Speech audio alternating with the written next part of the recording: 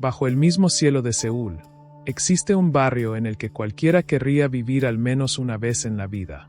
Uno de ellos es Seocho, ubicado justo al lado de Gangnam, famoso por sus elevados precios inmobiliarios.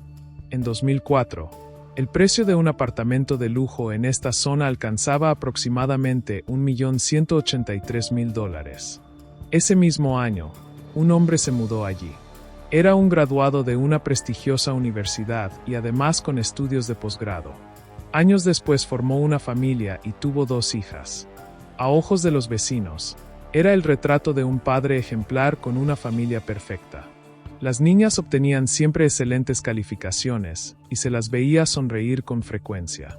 Sin embargo, el 6 de enero de 2015, aquel padre aparentemente perfecto tomó una decisión que conmocionó a toda la sociedad. En su apartamento, estranguló a su esposa y a sus 2 hijas, para después huir en su coche de lujo.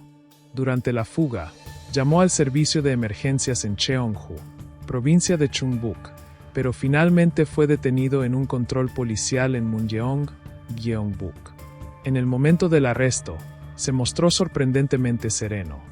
Al ver por primera vez las esposas en sus muñecas, pronunció una frase inquietante: "Ni siquiera morir resulta fácil". En realidad, ya había intentado suicidarse anteriormente. A finales de 2014, durante un viaje familiar, intentó precipitar el coche en el lago Daecheon con el fin de morir junto a su familia, pero abandonó cuando las niñas despertaron. Era un hombre atrapado constantemente entre la vida y la muerte. La investigación policial reveló que el motivo del crimen fueron sus fracasos en la bolsa y las presiones económicas. En 2013, había hipotecado el apartamento para obtener un préstamo de unos $385.000, y poco a poco se vio asfixiado por los gastos cotidianos y las pérdidas en sus inversiones. Para quienes le rodeaban, él seguía siendo el padre perfecto. Pero dentro de casa ocultaba su angustia, representando día tras día un papel frente a su familia. El día que decidió cometer el crimen, su esposa le sugirió amortizar cuanto antes el préstamo. Aquella propuesta inocente fue el último detonante. Lo irónico es que su esposa y sus hijas no eran la típica familia adinerada de Gangnam. Ella no gastaba cantidades excesivas en educación privada y las niñas estudiaban de manera autodidacta. Por ejemplo, las clases de redacción de la hija mayor costaban apenas $92 al mes. En contraste, otros vecinos invertían sumas enormes en la educación de sus hijos. Un niño de primer grado de primaria gastaba más de $1.080 al mes en academias, y si se sumaban inglés, matemáticas, música y redacción para 2 hijos, el gasto mensual superaba los $2.160. En otras familias, los preparativos para estudiar en el extranjero y la matrícula en academias de élite suponían entre $20.000 y $30.000 al año. Esta comparación muestra de forma paradójica que, aunque la carga de la familia de Kang en educación era mucho menor, la presión social y la necesidad de mantener una imagen impecable fueron un peso insoportable para él. Un conocido testificó: "La esposa de Kang era realmente especial. Las niñas estudiaban por su cuenta, no dependían de academias, y nunca mostró interés por marcas de lujo.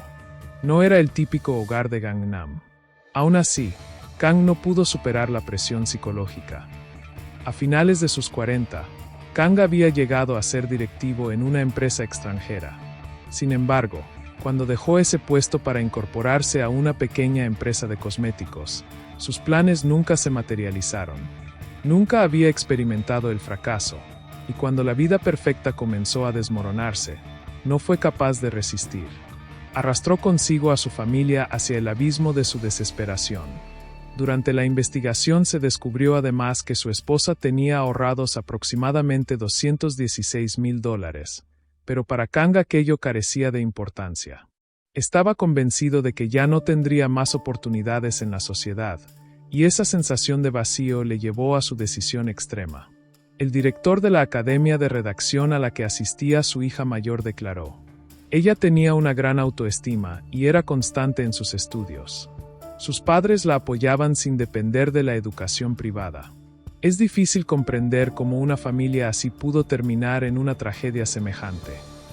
Este caso no es solo una tragedia familiar. Es una historia real de cómo las presiones económicas, las expectativas sociales y la frustración personal pueden destruir un hogar entero. Detrás de la fachada de un padre ejemplar, se revela lo frágil que puede ser el ser humano cuando carga con el peso de la desesperación. Hoy recordamos esta historia no solo por el impacto que causó, sino para entender que cualquiera puede tambalearse ante las presiones de la vida y que esas decisiones no afectan únicamente al individuo, sino también a quienes más ama. Y queda la pregunta: ¿podremos, en medio de la desesperación, reunir el valor necesario para elegir un camino distinto?